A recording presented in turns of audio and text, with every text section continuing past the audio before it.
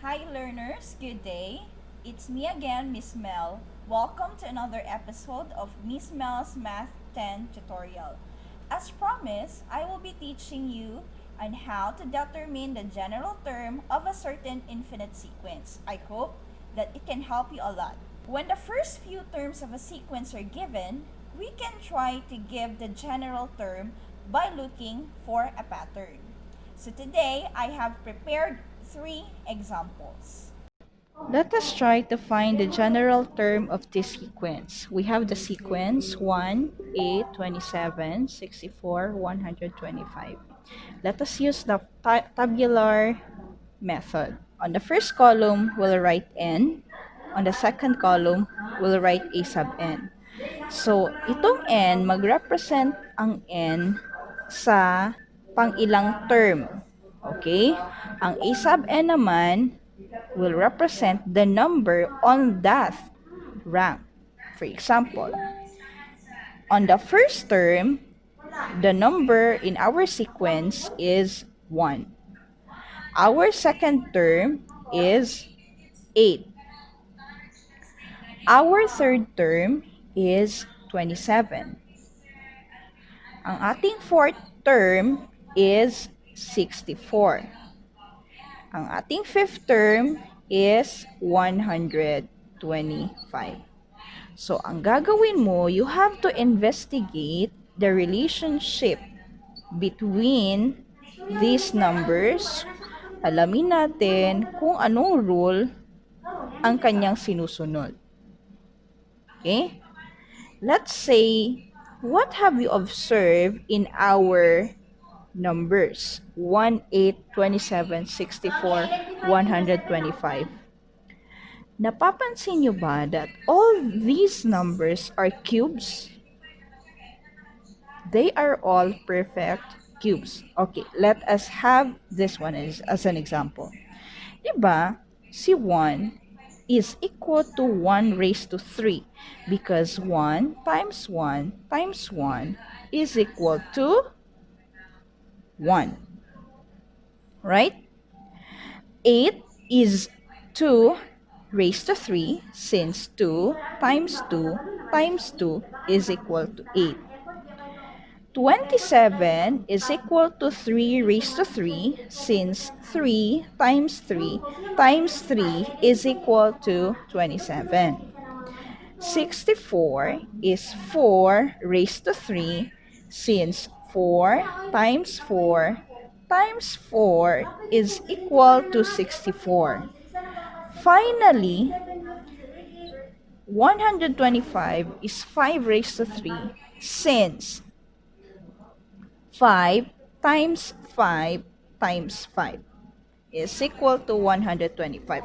Now, you observe these numbers.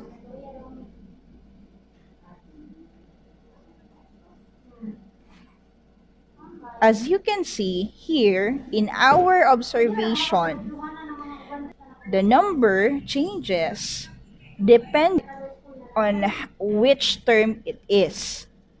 On a first term, it became 1 raised to 3. For the second term, 2 raised to 3. For the third term, 3 raised to 3. For the fourth term, 4 raised to 3. For the fifth term, it's 5 raised to 3. So, in order to get the sixth term, what are you going to do? You are going to write 6 raised to 3. Okay? Now, what is 6 raised to 3? That is equal to 216, right? Because 6 times 6 times 6 is equal to 216. So therefore, the general term is a sub n is equal to n raised to 3. So this is now the general term of 1, 8, 27, 64, and 125. Okay? Let us have another example. Determine the general term of this sequence 1, 1/2, 1/3, 1/4, and 1/5. Once again, let us make a table. First column is n, second column is a sub n. In our first term is 1. The second term is 1/2. The third term is 1/3. The fourth term is 1/4. The fifth term is 1/5. We know that we can express 1 as 1 over 1, right? Okay, now you have to check the relationship between these numbers and here. What have you observed? The denominator depends on its term. So for example, if you're looking for the third term, the denominator becomes 3. If you're looking for the fourth term, your denominator becomes 4. What if you are asked of the 10th term? What do you think is its 10th term? Okay, correct. Our 10th term is 1 over 10, right? So therefore, we can conclude that the general term is 1 over n. So did you find the second example easy? If that is so, let us have our last example. This time, we are going to determine the general term of this infinite sequence 3, 7, 11, and 15, and so on and so forth. So first, let's make a table. And we have a sub n. On the first term, we have the number 3. Second term is 7. Third term is 11. Fourth term is 15. So if you observe the pattern of the numbers, maybe some of you will say that to get the next number, you have to add 4, right? 3 plus 4 is 7, plus 4 is 11, plus 4 is 15, plus 4, what should be the next? Correct, 19. But the question is, what will be its general term? Let us use the first term as our reference. Now, observe that 7 can be expressed as 3 plus 4, right? How about 11? It can be expressed as 3 plus 8. How about 15? 15 is 3 plus 12. We have already observed that this number 3 is constant.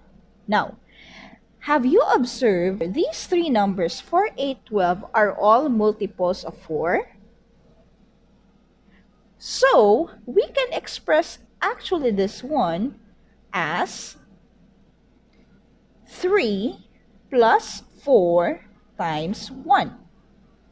This one is 3 plus 4 times 2, right? Since 4 times 2 is 8. Here, 3 plus 4 times 3. 4 times 3 is 12. Okay, how about this one? How do we express 3 in this manner? Okay, so we can express 3 as 3 plus 4 times 0, right? Because 4 times 0 is 0, 0 plus 3 is 3. Now, based on our observation or investigation, we can see that 3 and 4 are constants, right? But there is a change on these numbers. Now, if you would check from here, for the fourth term, it became 3. The same manner, di ba, nag-minus 1 for the third term, times ka ng minus 1 is 3, which is 2. For the second term, times ka ng minus 1 ni 2, which is 1. Right? Pansin nyo yan? So, in other words, the general term for this sequence is a sub n is equal to 3 plus 4 times, how did we get 3? That is n minus 1, right? Bakit n minus 1? Kasi for the fourth term, instead of multiplying 4, you multiplied by 3. Finally, for the last part of our solution, we have to simplify a sub n equals 3 plus 4 times n minus 1 by distributing 4 to n minus 1. So this becomes a sub n equals 3 plus 4 times n, that's 4n. 4 times negative 1, that's negative 4. Now, you have to combine like terms. You have to combine 3 and negative 4, okay? So, we have a sub n equals, copy 4n. Now, 3 minus 4, what is the answer? Okay, we have negative 1. So, therefore, our sequence has the general term a sub n is equal to 4n minus 1. So that is how you determine the general term of the infinite sequence. That's all for today. See you next time.